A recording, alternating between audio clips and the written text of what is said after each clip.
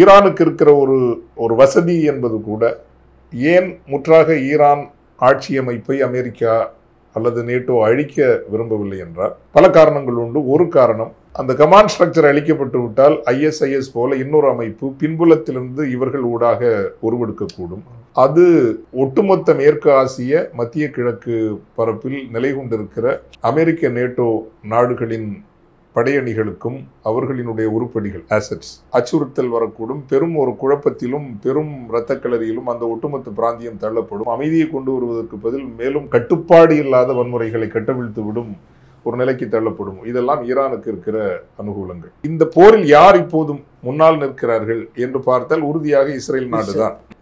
எப்படி நாம் சொல்லுகிறோம் என்றால், ஈரான் நாட்டினுடைய திருப்பி தாக்குதல்கள் ஒரு மூலோபாய இலக்குகளை கொண்டிருக்க விரும்பவில்லை என்று அல்ல, அவர்களால் அதை முடியல. ஆனால் மிக முக்கியமான மூலோபாய இலக்குகளை இஸ்ரேல் நிரூபித்து முடிக்கவில்லை என்றாலும் எட்டி இருக்கிறது. ஒன்று, அணு ஆயுத இலக்குகளை அது அடைந்திருக்கிறது, அடைய முடியும் என்பதை அது நிரூபித்திருக்கிறது. ஒன்று. இரண்டு, ஈரானினுடைய வான் பாதுகாப்பு அரண்களை அது முற்றாக செயலிழக்க செய்திருக்கிறது.